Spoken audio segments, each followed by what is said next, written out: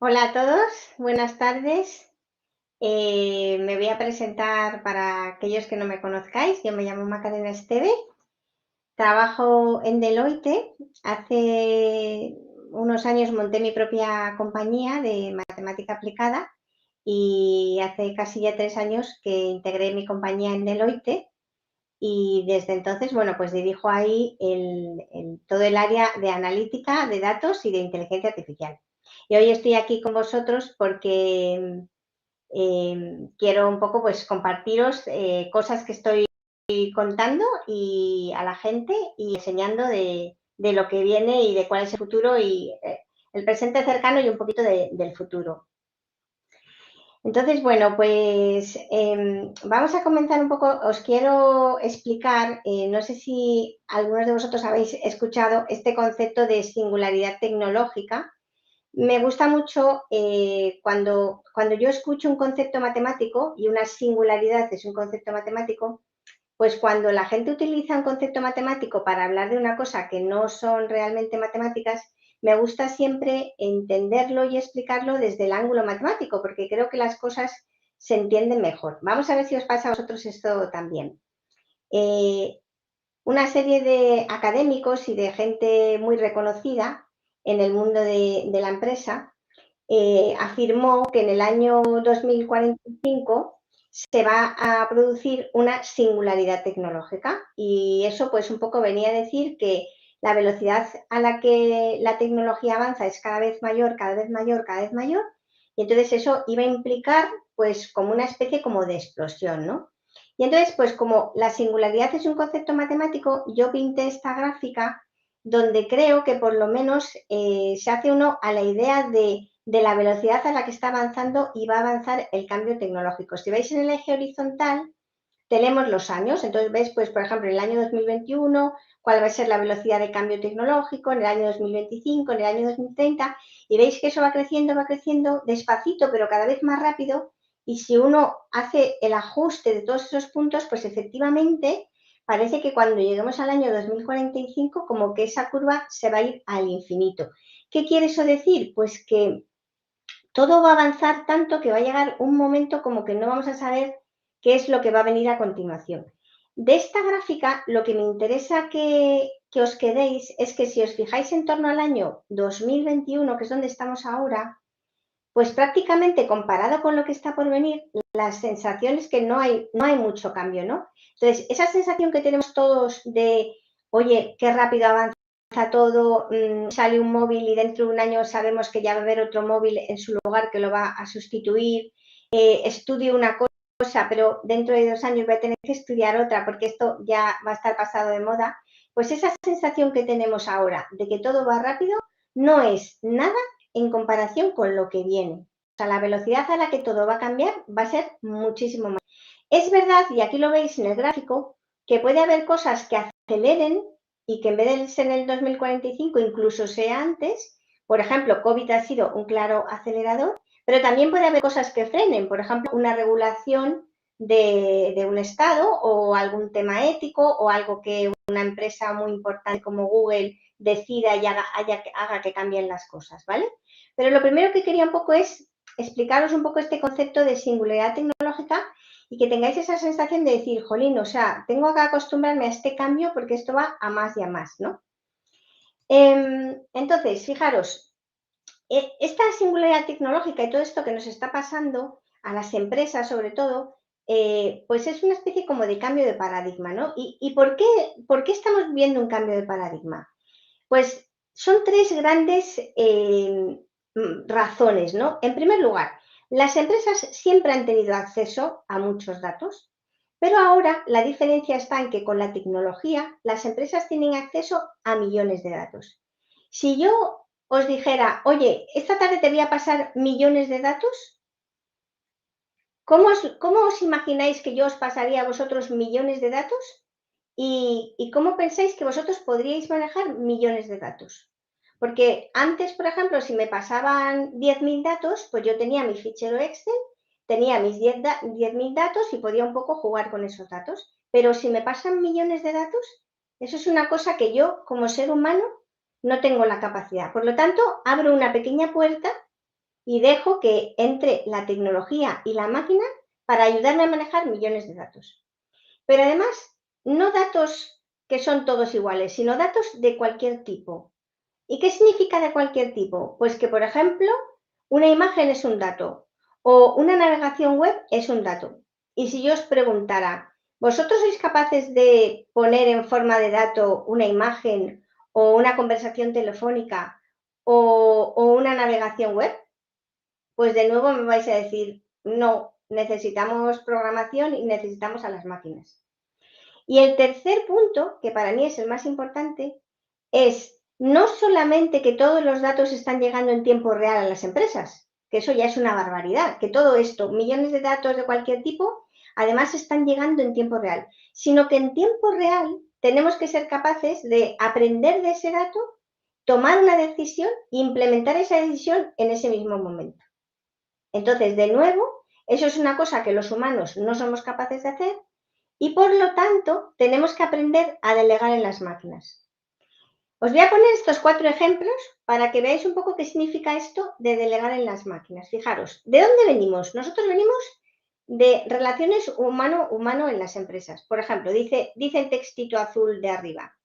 El director de marketing de una empresa quiere entender qué variables afectan a las ventas de sus productos para poder hacer una predicción de las ventas. Le pide a un analista que haga los modelos y le explique cómo funcionan y así poder hacer juntos las predicciones. Es un humano que necesita un cálculo matemático, habla con otro humano y entre ellos van a dar con una solución.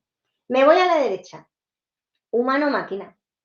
El director de marketing de una empresa quiere conocer las predicciones de ventas de sus productos, lo hace a través de una herramienta que está programada para calcularlas. Ya es un paso en el que el humano tiene una necesidad, pero en vez de ir a otro humano, va a una herramienta que ya está preparada para darle esas predicciones.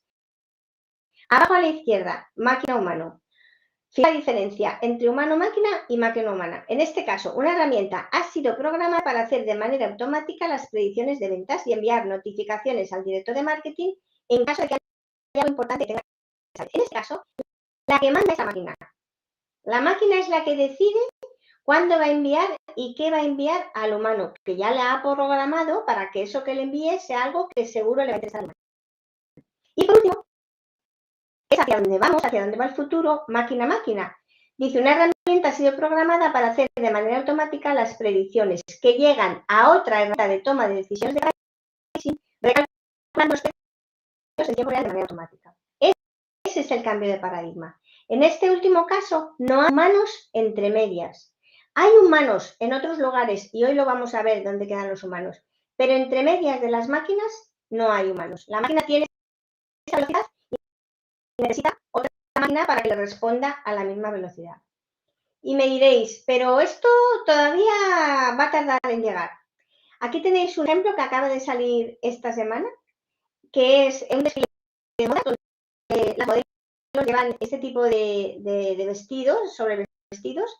Esto que veis que tiene en la cabeza en realidad parece que es algo estético, pero son una serie de sensores y lo que veis que lleva, pues se va moviendo en función de si ella sonríe, de si ella cierra los ojos, de si está más seria. Entonces, para que veáis que realmente todo esto está aquí y el mundo ya está cambiando, pero va a cambiar todavía mucho más.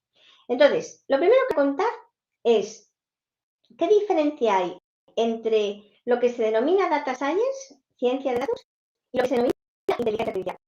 Porque ahora mismo en las empresas y en las universidades, cuando estudiamos o cuando nos hablan de estas cosas, pues a veces la gente no tiene muy claro qué es una cosa y qué es la otra. Y fijaros, aquí tengo un ejemplo que creo que os vais a acordar para siempre.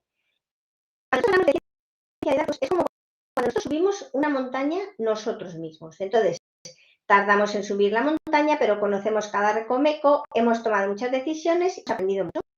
Cuando nosotros hacemos ciencia de datos, hacemos eso. Cogemos los datos, nosotros los tratamos, los comparamos, los graficamos, aprendemos mucho, luego hacemos los modelos. Eso nos lleva mucho tiempo, pero tenemos un conocimiento muy grande de lo que estamos haciendo.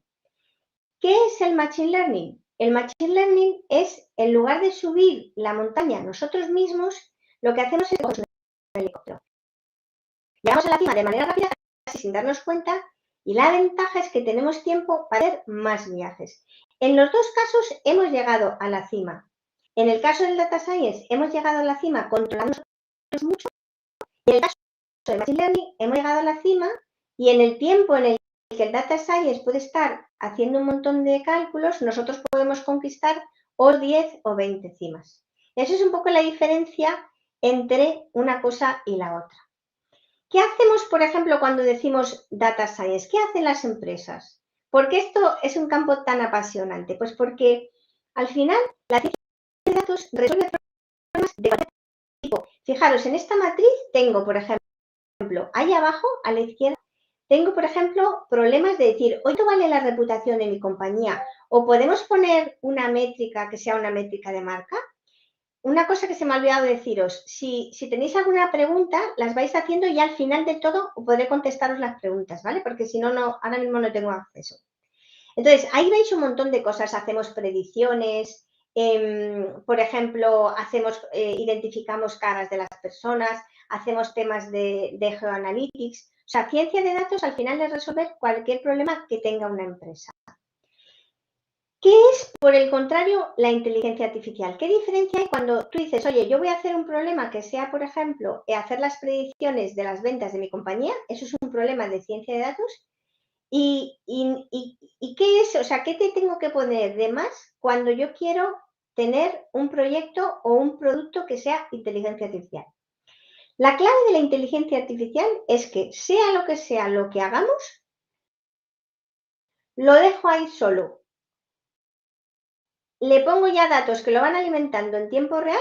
Cuando eso sucede, no cuando una cosa funciona en tu laboratorio de experimentos, sino cuando tú eso que has visto que funcionaba con unos datos, cuando tú eso lo dejas solo, empieza a estar todo en tiempo real. Si eso realmente funciona, entonces tenemos inteligencia artificial. ¿Qué sucede? Pues que aquí lo veis que la inteligencia artificial tiene un montón de pasos en el proyecto porque tienes que preparar. Primero tienes que saber qué es lo que vas a hacer, por qué lo vas a hacer y qué valor tiene eso. Luego tienes que preparar todas las máquinas, tienes que ver los datos, tienes que transformarlos, tienes que almacenarlos, tienes que hacer los modelos, tienes que pensar cómo vas luego a poner eso en producción, lo tienes que poner en producción y tiene que funcionar. Y como veis ahí en la vertical, un proyecto de inteligencia artificial no se puede hacer solo con un científico o varios científicos de datos. Necesitamos perfiles pues muy diferentes como los perfiles que veis aquí, que de estos voy a hablar mucho para que sepáis un poco también qué es lo que viene en el futuro en cuanto a los perfiles. ¿Qué sucede con la inteligencia artificial hoy en día? Pues que todavía tiene muchos errores. No tiene muchos errores esa parte que hacemos en el laboratorio, pero cuando nosotros dejamos eso y lo ponemos a funcionar en tiempo real y nos vamos y van entrando datos, muchas veces eso no acaba de funcionar. ¿Por qué? Bueno, primero porque el mundo real, los datos en el mundo real no son siempre sota, caballo y rey. Los datos cambian las variables. Por ejemplo, te puede venir algo como COVID y que te desbarata todo. Pero también, por ejemplo, podemos tener que de repente no nos habíamos dado cuenta, pero podemos tener un problema de privacidad de datos o un problema de sesgos o podemos tener un problema de que se cambia una infraestructura. Entonces, la inteligencia artificial es el futuro, en parte es el presente, pero todavía hay mucho que todavía tenemos las empresas que mejorar. Hasta este punto a lo mejor sentís una especie de cosa de decir, bueno, parece que todo va a estar dominado por las máquinas, ¿no? Este cambio de paradigma, tenemos que delegar en las máquinas, pero vamos a delegar 100% en las máquinas y si delegamos 100% en las máquinas, ¿el mundo va a ser el mismo? Pues fijaros, aquí os pongo un ejemplo de cómo se piensa cuando nosotros a una máquina, yo a una máquina le puedo decir, por ejemplo, cuando le enseño a jugar al ajedrez, yo le puedo decir las reglas y le puedo decir todas las posibilidades que tiene. Y si yo enseño eso a una máquina, no hay humano que gane a la máquina a jugar al ajedrez. ¿Por qué? Es todo, pues, como reglas automáticas que existen, ¿no? Pero ¿cuál es la diferencia entre eso y cuando tú, por ejemplo, tienes un problema en matemáticas o en una empresa? Tú muchas veces te lo sabes todo, sabes la teoría, conoces muy bien todo, pero si aplicas todas las reglas y todo lo que conoces, no das con la solución. Y de repente estás paseando por la calle y de repente dices, ¡ah! Ya lo tengo, ya sé lo que voy a hacer. resulta que voy a hacer esto porque podríamos inventar esto. Bueno, esa capacidad, esa idea feliz que tenemos los humanos, esa capacidad de generar dentro de nosotros algo que, que no es aleatorio, pero que es espontáneo, eso es una cosa que las máquinas no tienen y, según yo, nunca van a tener. Porque es una cosa que, como os digo, no es una cosa aleatoria, que una máquina sí que tú podrías ponerle sácame aleatoriedad de un montón de cosas y te saca cualquier cosa. No, el pensamiento creativo espontáneo del ser humano es algo diferente. Otro lugar donde los seres humanos somos súper importantes. Resulta que llevamos tiempo diciendo, oye, qué importantes son las matemáticas, tenemos que hacer modelos, inventarnos cosas nuevas, diferentes tipos de modelos matemáticos. Hemos estado mucho tiempo ahí.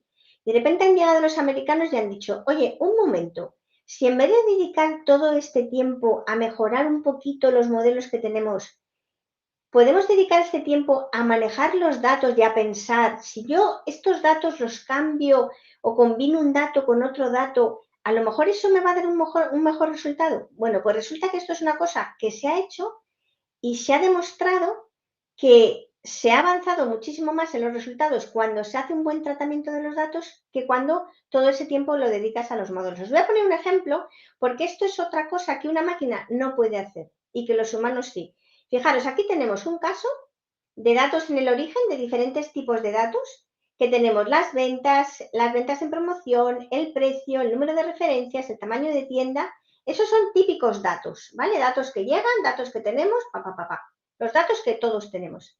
Ahora, ¿qué significa? En inglés se llama feature engineering, pero ¿qué significa trabajar con esos datos y tener ideas? Pues que tú de repente digas, mira, en vez de analizar las ventas, voy a analizar las ventas máximas en la última semana, porque creo que por el patrón que nosotros tenemos de ventas, esto podría ser algo interesante. Esa idea, eso es algo que te puede cambiar todos los resultados y es una idea que viene de eso que os digo que es una especie como de espontaneidad, mezcla de inteligencia, de experiencia que tenemos los humanos. Entonces, ¿cómo puedo yo deciros o hacia dónde van las compañías y dónde van a quedar los humanos y dónde van a quedar las máquinas? Pues fijaros, en este diagrama se explica fácilmente. En el centro de las compañías van a estar las máquinas conectadas entre sí. No hay otra posibilidad. ¿Por qué?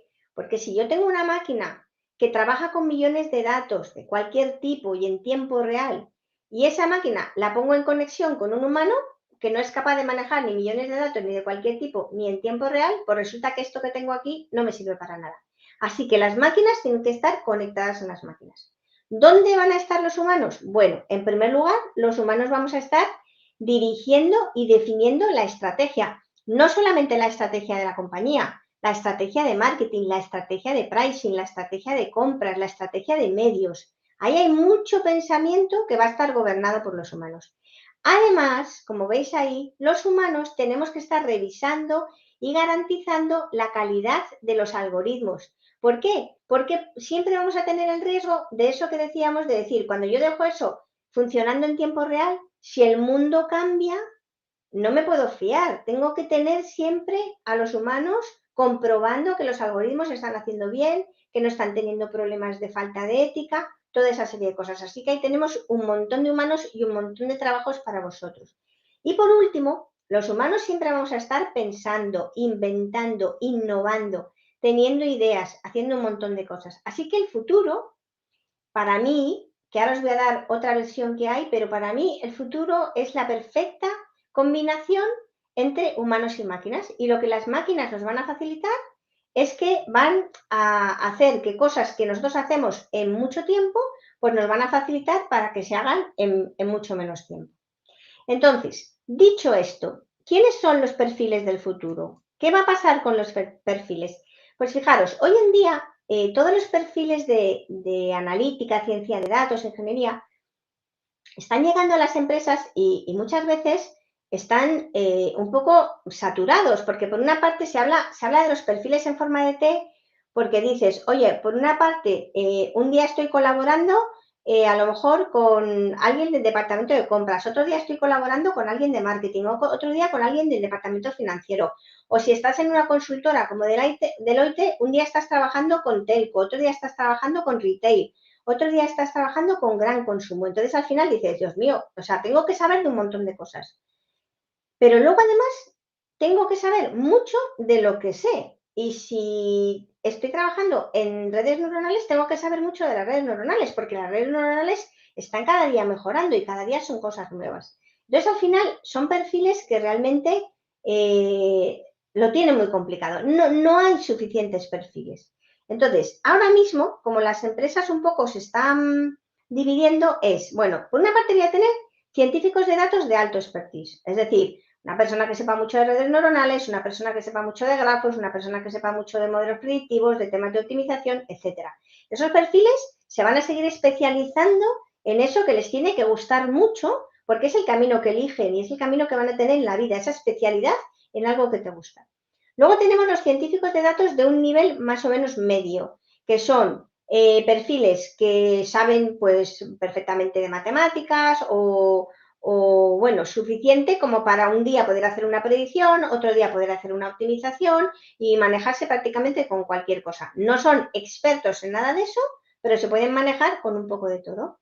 Y luego tenemos un perfil muy interesante, que es el científico de datos de bajo expertise, que es de los tres el perfil que más futuro tiene. Son perfiles que no tienen demasiados conocimientos, pero que se manejan muy bien con algunas herramientas que se están creando en el mercado. Porque, ¿qué sucede? Que como no hay suficiente gente que sepa de todo lo nuevo que está surgiendo, pues lo que se está haciendo es crear herramientas que todo el mundo pueda utilizar. Y eso da lugar a lo que se denomina el ciudadano científico de datos, que son personas de cualquier tipo que aprenden a manejarse y a hacer temas analíticos de manera muy sencilla. Y me diréis, yo jamás. Bueno, ¿qué hacemos con el GPS del coche? Todos tenemos una confianza plena en el GPS del coche. ¿Quién se preocupa por cuál es el algoritmo? ¿Quién conoce cuáles son los algoritmos que están detrás de un GPS? Pues de la misma manera que lo hacemos tan natural, eso va a ser lo que suceda en el futuro con las empresas y cómo las personas nos vamos a manejar con la tecnología. Sí que os digo que vosotros pertenecéis a una nueva era, que es la era del aprendizaje continuo. Aquí os he puesto un post que vi la semana pasada en LinkedIn de un chico que hacía esta pregunta, ¿no? Decía que a todas las personas que pudieran estar ahí el fin de semana, oye, ¿quiénes de vosotros estáis haciendo algo para mejorar en vuestros estudios o estudiando porque tenéis que aprender? Y bueno, aunque no es una muestra representativa, pero salía que un 76% de la gente estaba haciendo. Entonces, esta es la nueva realidad. O sea, sí que, por ejemplo, yo, vosotros posiblemente, muchos de vosotros, esto ya lo vais a vivir como algo natural, ¿no? Pero para una persona como yo, que yo aprendí, hice mi carrera, luego hice mi máster, mi doctorado, tal, pero yo ya aprendí y eso me sirvió para mis siguientes 20 años, pues eso ahora mismo ya no es así. O sea, ahora mismo es que tenéis que coger el gusto de saber que hoy estáis aprendiendo una cosa, pero mañana tenéis que aprender otra, pasado otra, y así. O sea, no, mientras esa curva que os enseñaba al principio vaya a esa velocidad, no hay otra que seguir aprendiendo constantemente cosas. Entonces, ¿qué le pedimos a la inteligencia artificial? O sea, al final, esto es fácil, es difícil, pues claro, el problema de la inteligencia artificial es que nosotros estamos delegando, ¿no? Y a veces estamos delegando cosas súper importantes, como qué vas a hacer con el precio de tu compañía, o qué vas a hacer con los barcos que llevan el petróleo, o qué vas a hacer con temas, por ejemplo, de lectura de temas de juicios, o sea, cosas súper importantes. Entonces, lo vamos a dejar todo en manos de las máquinas. Ya os decía yo que nosotros vamos a estar ahí controlando, pero ¿qué tenemos que controlar?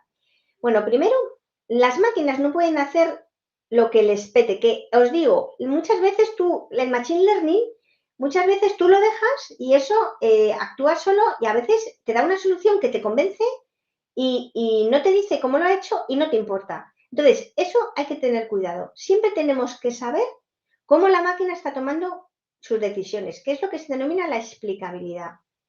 Tenemos que tener mucho cuidado con que los algoritmos sean justos. Si yo, por ejemplo, le dejo a una máquina que vaya a una clase, a una de vuestras clases, y que me elija a los mejores jugadores de baloncesto, me va a elegir a la gente más alta. ¿Pero qué va a pasar además? Pues que además de ser la gente más alta, van a ser todos chicos. Entonces, ahí estamos siendo injustos. Estamos siendo injustos con las chicas. No estamos teniendo cuenta que estamos sesgando, porque estamos buscando una propiedad que tiene una diferencia por género. Y entonces hay que hacer que el algoritmo funcione de otra manera. Seguridad, que estáis hartos de oírlo. Todo esto tiene que ser seguro para la persona. Privacidad, todo lo que tiene que ver con privacidad de los datos y transparencia. O sea, la persona que entra en una página web, la persona que entra en una red social, tiene que saber lo que va a pasar con sus datos, lo que se va a hacer con sus datos, etcétera. ¿No? Es verdad que muchas veces nos lo dejan ahí y como siempre estamos con prisa, no lo vemos. Quizás aquí también yo creo que uno de los retos es que estas cosas se hicieran más despacito y que la gente realmente fuera más consciente de estas cosas. ¿Qué sucede con la ética? Pues que se dice fácil, pero si yo os pregunto a vosotros cualquier cosa que me digáis, ¿esto es ético o no es ético? A veces la ética es un debate, decía Aristóteles. Entonces, los algoritmos y los debates, el algoritmo es una cosa exacta, es todo pura matemática. Entonces, muchas veces, estos temas que son tan importantes y que muchas veces los abogados, la gente que sabe de derecho, lo pone encima de la mesa y dice, cuidado con la inteligencia artificial, cuidado con el futuro, que se nos está escapando de las manos, que tenemos que controlar las cosas, que tenemos que saber tal. Pues muchas veces esa velocidad con la que va todo no deja espacio para estas cosas que son cosas que realmente son muy importantes, ¿vale? Por eso os lo cuento para que lo tengáis siempre en la cabeza. Entonces, la última parte de la charla es un poco, os voy a contar las diferentes posibilidades que hay de futuro y os voy a contar un poco sobre el metaverso, que imagino que muchos de vosotros habréis oído estos días hablar sobre estas cosas. Os voy a contar cosas que veo yo y que pienso que van a pasar. Bueno, primera cosa que os quiero decir. Acerca del futuro, hay dos grandes teorías. Cuando hablo del futuro, hablo del año 2045, 2050, por ahí, ¿no? Entonces, hay personas, muchas, en los dos bandos, curiosamente, hay gente muy lista, muy lista. Es muy curioso cómo gente muy lista en los dos bandos puede tener opiniones tan distintas. Entonces, unos, entre los que me encuentro yo, defienden esta paradoja, la paradoja de Moravec, que dice que las cosas que son fáciles para los humanos son difíciles para las máquinas y viceversa. Por ejemplo, si yo quiero, por ejemplo, lo que os decía antes, el tema de ajedrez, pues si yo le enseño a una máquina a jugar al ajedrez, por mucho que yo me ponga, la máquina va a jugar 1000 veces mejor que yo. Sin embargo, o sea, no me merece la pena ni ponerme a competir. Sin embargo, si yo tengo que hacer una máquina que vaya al cuarto de al lado y de un montón de pelotas coja la pelota más pequeña de color rojo, eso es una cosa que es muy difícil programar para una máquina y que, sin embargo, un niño de 4 años te puede hacer perfectamente. Os pongo otro ejemplo. Aquí tenemos estas dos realidades. La foto de la izquierda. Si yo os digo que me escribáis un texto de 10 líneas sobre esta foto, me lo podríais escribir. Una máquina, por ejemplo, lo tendría más difícil, porque nosotros tenemos esa capacidad de centrarnos en los detalles, de imaginarnos cosas, de cómo se siente el gato, de que parece que me va a atacar, ¿no? Un humano se puede recrear ahí, sin embargo una máquina no. Me voy al caso de la derecha. Todo lo contrario, si tú a mí me das millones de fotos de gatos, yo me volvería loca y sin embargo una máquina te va a decir qué raza tiene cada uno de los gatos y lo va a manejar sin ningún problema. Entonces, esa es la primera teoría. Como lo que los humanos hacen muy bien, las máquinas no, y viceversa, el futuro es la combinación de los humanos y las máquinas. Y lo que van a hacer las máquinas es ayudarnos a los humanos a hacer cosas mejores, pero siempre vamos a estar combinados. Os pongo un ejemplo de cómo pienso yo que sería el CEO del futuro, desde este punto de vista. Imaginaros las 7:05 de la mañana. Buenos días, señor Pérez. Parece que esta noche, porque ya no es que este señor tenga Alexa, no, sino es que cada compañía va a tener su propio Alexa, ¿vale? Esto está a puntito de pasar ya. Dice, buenos días, señor Pérez. Parece que esta noche ha habido un problema en la fábrica de Barcelona. Hubo un escape de agua, ya está solucionado. Podría haber alguna repercusión de tipo social. El Departamento de Comunicación ha activado el plan de choque. Podría ser eficiente un comentario suyo en las redes sociales. Que pase usted un buen día. Una perfecta combinación de seres humanos y de máquinas que da lugar pues, a una buena ejecución de algo positivo. ¿Cuál es la siguiente versión? Bueno, la siguiente versión dice, si el humano ha ido evolucionando y para eso ha utilizado su pensamiento y nosotros hemos pensado y hemos tenido esas ideas felices y eso ha ido haciendo que el ser humano evolucione, si nosotros ahora delegamos ese pensamiento, esa toma de decisiones, entre paréntesis, como hacemos con el GPS del coche, imaginároslo a gran escala, si nosotros delegamos ese pensamiento en las máquinas, el ser humano va a pensar menos. Lo dejo en menos. Y muchas de las personas que tengan mi edad dirán, pero ¿cómo? ¿Pero dónde se ve un ser humano que no piense? Pues, pues tampoco es tan extraño, porque al final el ser humano no es ser humano por esa capacidad de pensar. O sea, nosotros efectivamente, si al final pensamos menos o pensamos en otras cosas, nuestra cabeza la usamos de otra manera, pues esa cabeza se adaptará a esas nuevas necesidades del ser humano y seguiremos siendo seres humanos, pero seremos distintos al ser humano que conocemos hoy. Esta es la otra gran teoría que también hay muchísima gente que defiende. Además, fijaros, cuando yo os hablo de inteligencia artificial, pues muchas veces os imagináis las empresas, pero, por ejemplo, esto que veis a la izquierda, hoy otros hacen uso de mis datos y me ofrecen cosas creadas con inteligencia artificial. Pero mañana, cuando programar sea como escribir, cuando esos softwares que os digo que van a hacer que todos seamos científicos de datos, todos vosotros vais a poder hacer uso de vuestros datos y le diréis a vuestra inteligencia artificial que haga cosas particularmente por nosotros. Es decir, el uso de la inteligencia y la creación de la inteligencia artificial también se va a democratizar. Y eso también va a hacer que los seres humanos seamos diferentes, que seamos otro tipo de seres humanos.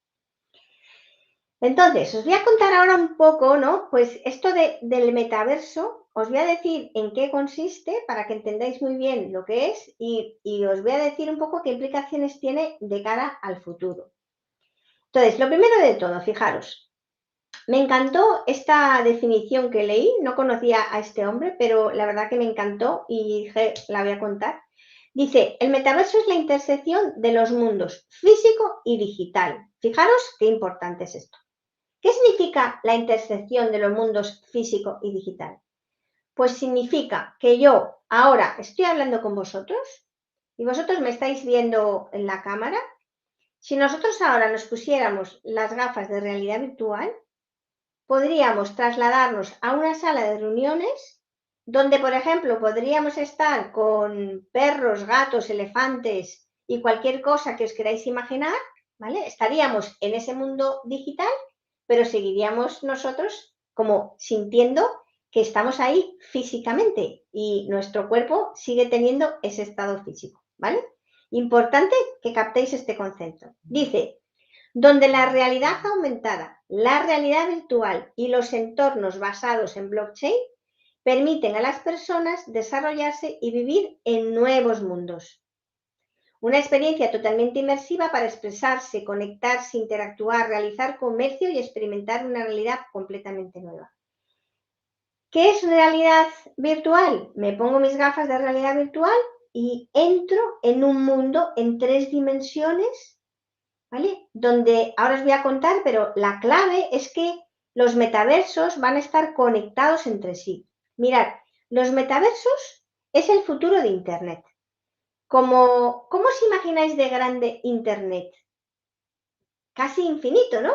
Pues, y todo conectado, todo, no sé, todo como colocado en su lugar, ¿no? Pues los metaversos va a ser exactamente lo mismo. Tú te pondrás tus gafas de realidad virtual y podrás entrar en un metaverso, entrar en otro metaverso, entrar en otro, porque eso va a ser el mundo Va a ser como otro mundo real ahí en virtual.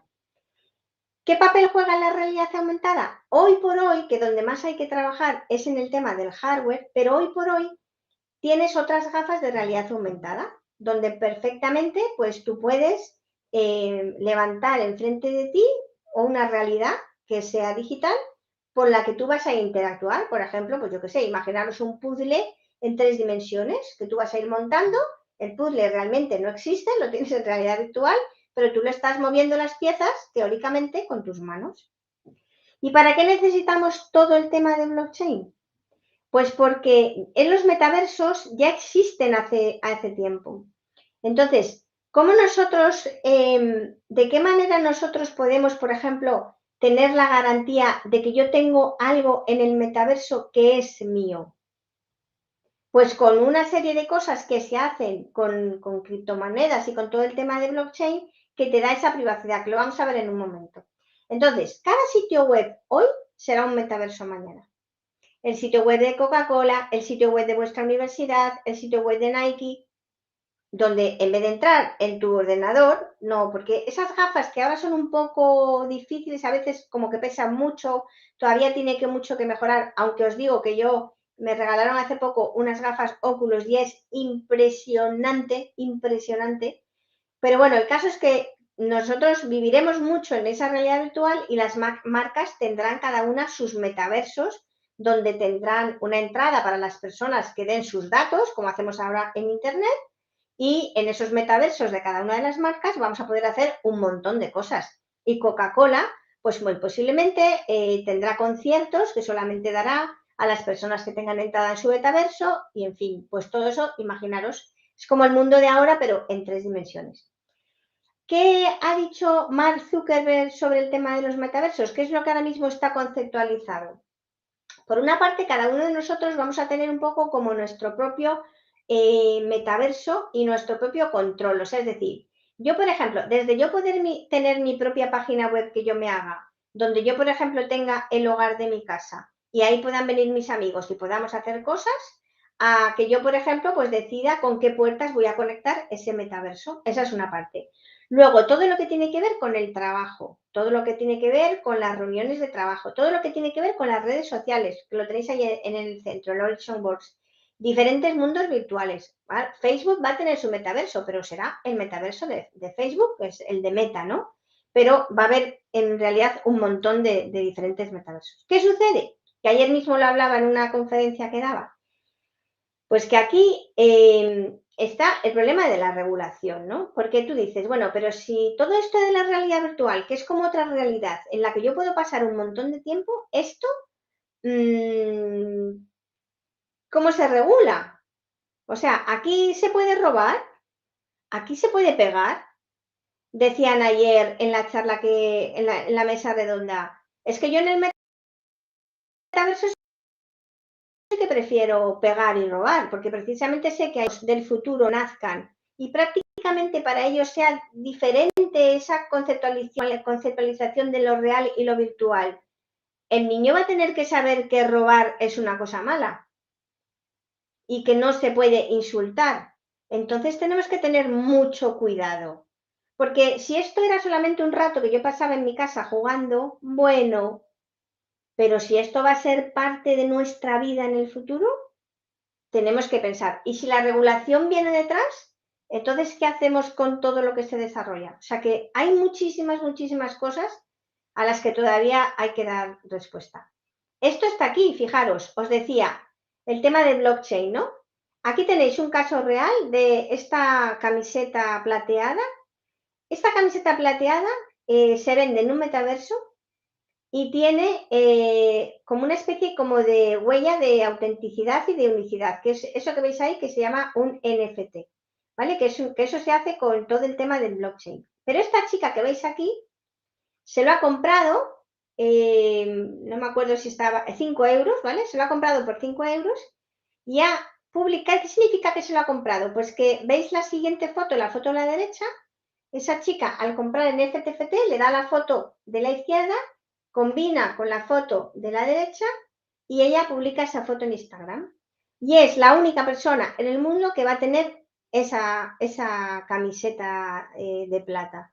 Entonces, y eso ya se puede hacer, ¿vale? Entonces, eso es un poco como, claro, ¿a qué da lugar esto? Pues a una economía, o sea, a explosión de todo. Esa explosión que veíamos al principio, aquí os la estoy justificando. Porque todo, o sea, se van a poder comprar muchas más cosas en muchísimos más lugares.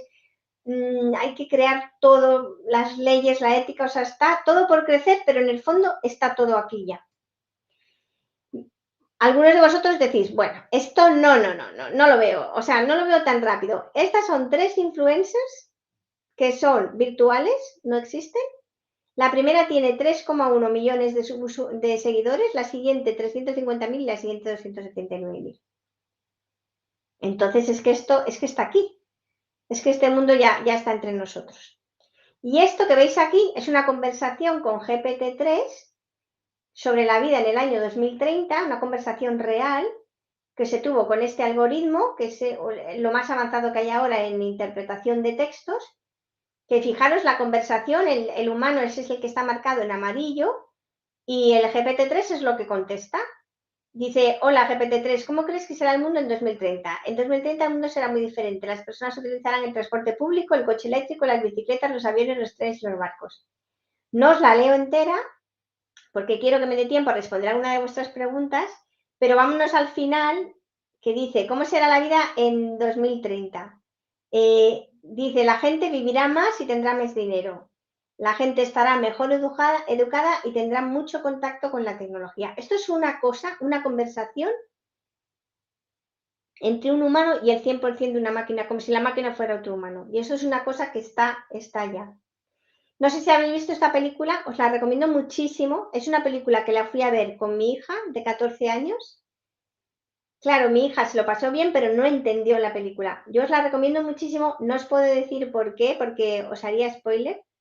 Pero es una película que realmente, una vez hayáis escuchado esta charla, cuando veáis la película vais a decir, Dios mío, o sea, ¿podría llegar esto a pasar? Creo que sí, que podría llegar a pasar lo que pasa en la película o parecido.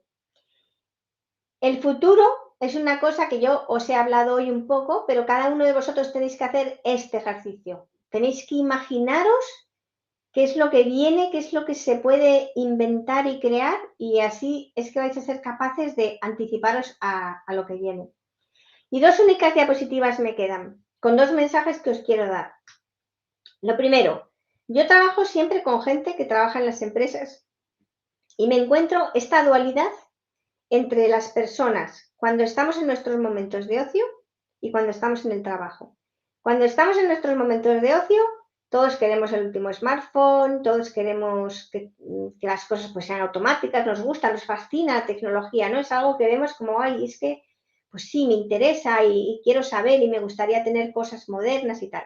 Pero luego muchas veces cuando estamos en el trabajo sentimos un poco como la amenaza, ¿no? De decir, uff, es que no sé, porque las máquinas. Entonces, en realidad no es así. En realidad, el propósito de esta charla es un poco, pues que sepáis que uno puede esperar a que todo llegue y te transforme, o también puedes tú liderar la transformación. Fijaros la diferencia, dice, transformas. Estás atento a las novedades en temas de transformación. Versus, esperas a que tu empresa te cuente novedades. Sientes que el futuro ya está aquí y te preocupa anticiparte. Versus, crees que las cosas van a cambiar, pero no tan rápido como dicen. Te interesas por formarte y no te asustan los cambios que puedan venir, versus te cuesta empezar con cosas nuevas y te asustan los posibles cambios. No os digo más porque es un poco parecido, pero sí que os quiero decir que al final las empresas, o sea, las personas, cualquiera de nosotros puede liderar todo esto. Esa es un poco la ventaja de hoy en día y con esto ya termino y pasamos a las preguntas. La ventaja de hoy en día es que todo el conocimiento se comparte, está abierto para la gente. Entonces, todos vosotros tenéis acceso a todo. Y eso es una maravillosa ventaja que sería una pena por miedo a no poder cada uno de vosotros liderar esa transformación y ese nuevo mundo al que vamos a ir con las compañías. Entonces, con esto voy muy bien de tiempo porque tenemos 10 minutitos para a ver si hay alguna pregunta. a repasar. Bueno, tengo bastantes preguntas. Vamos a ir poquito a poquito, os las voy a contar y vemos un poco. A ver. Bueno, primero aquí, hola Macarena, ¿qué pasa con aquellos profesionales de la industria que no somos técnicos y que ocupamos un puesto de esos que dicen que se describan por las máquinas? Ya lo habéis visto, es una de las cosas que hemos hablado. Eh, es verdad que hay puestos que, que, que desaparecen, ¿no? O que a lo mejor van a desaparecer. Pues imaginaros, pues por ejemplo, en un CRM, en un data center, pues las personas que contestan al teléfono, pues muchas veces ahora las máquinas están atendiendo las llamadas telefónicas. ¿Pero qué sucede? Pues que al final lo que os digo yo, que muchas de estas cosas nos estamos dando cuenta de que no puedes quitar totalmente a las personas porque hay que ver un poco cómo está funcionando. Entonces, lo que hay que hacer y lo que las empresas están haciendo en muchos casos es formar a las personas de la empresa en cosas nuevas bueno, intentar recolocarlas. Es verdad que luego hay casos también de algunas empresas que echan a algunas personas, pero también os digo que el mundo se está reinventando y que ahora hay muchísima gente que sale de las empresas a lo mejor siendo un poco mayor y que perfectamente puede montar su propia página web, escribir su propio blog, puede hacer su propio e-commerce, o sea, hay un montón de posibilidades. O sea que la tecnología quita, pero también da.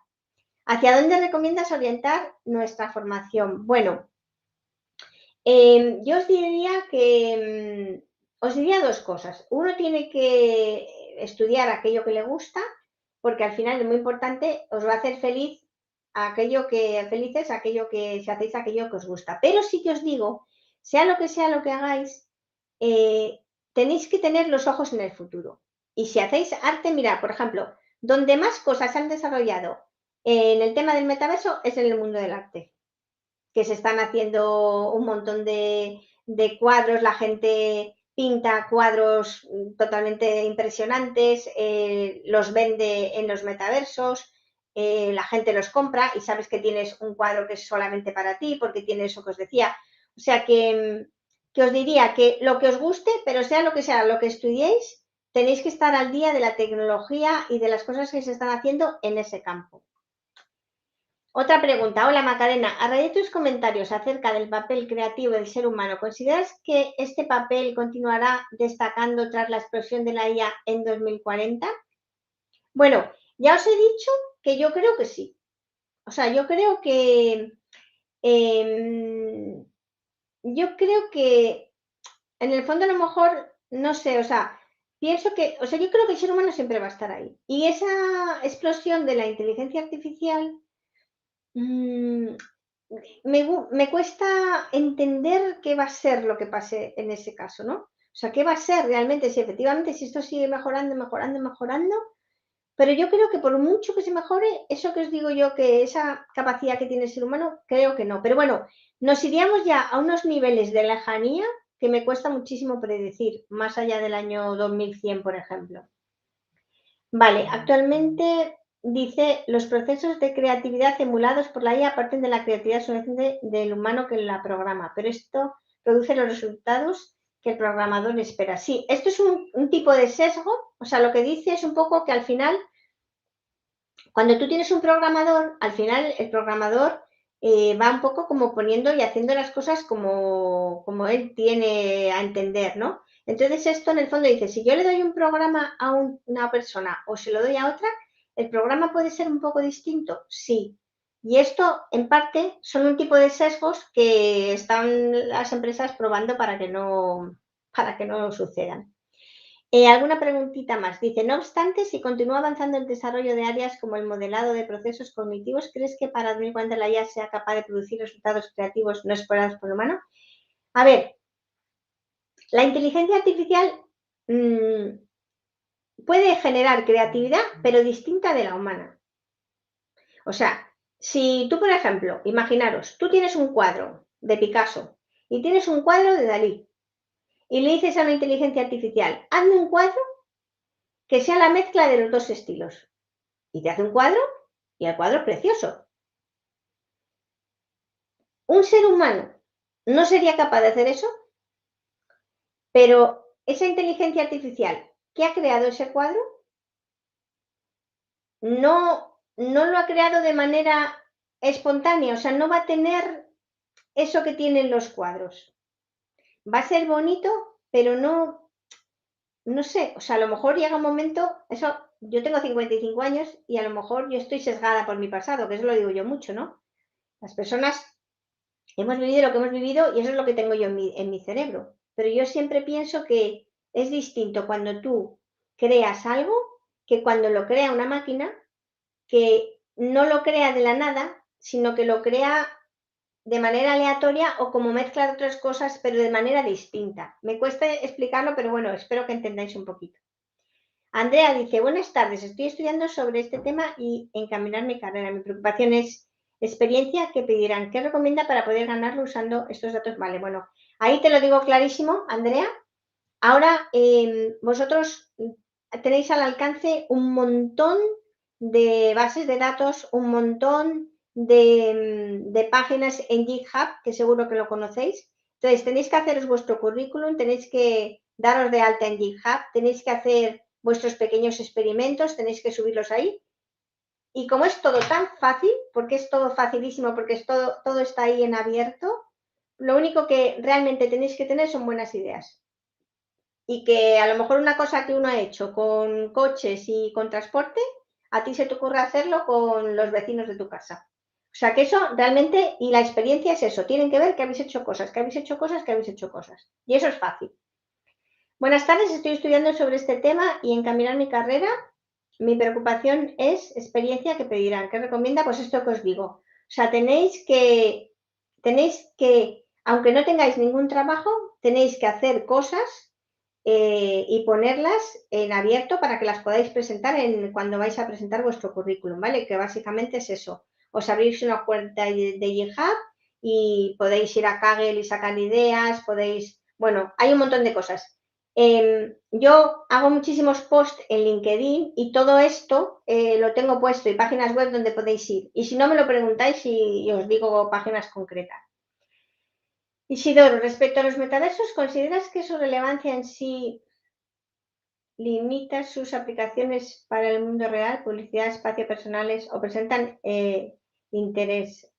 No, claramente el metaverso son oportunidades, son un montón de oportunidades y si hacemos publicidad, imaginaros, si ahora hacemos publicidad en YouTube, en Google, en la tele y en la radio, pues vamos a poder hacer en YouTube, en un metaverso, en YouTube, en otro metaverso. O sea, todo esto va como a explotar un montón más. ¿Crees que en el futuro, además de los riesgos de adicción a los metaversos, la humanidad será capaz de programar diferentes capas de metaversos corriendo el riesgo empresarial perderse como en el origen? No lo sé. O sea, ayer también en esta charla que os decía de los metaversos, hablaban un poco pues de eso, ¿no? De al final decir, la inteligencia artificial, porque la inteligencia artificial va a ser capaz de crear muchas cosas, ya está creando textos, ya está creando programas, o sea, sola. O sea, tú ya le dices, oye, hazme un programa que al llegar a mi casa apague las luces y él te lo hace. Entonces, llegará la inteligencia artificial generalizada, no tendrá nuestra espontaneidad, pero será capaz de hacerlo prácticamente todo, a poder crear metaversos por sí misma. Es que todo esto, sí, sí, sí, sí. Y la última pregunta, bueno, ya no hay más preguntas, esta era la última. Pues nada, que espero que os haya gustado, que cualquiera que quiera algo, soy súper accesible en LinkedIn y nada, que súper contenta, que espero que os haya gustado, hemos llegado justo a la hora y nada, que mucha suerte y que estudiéis un montón y que aquí os espero.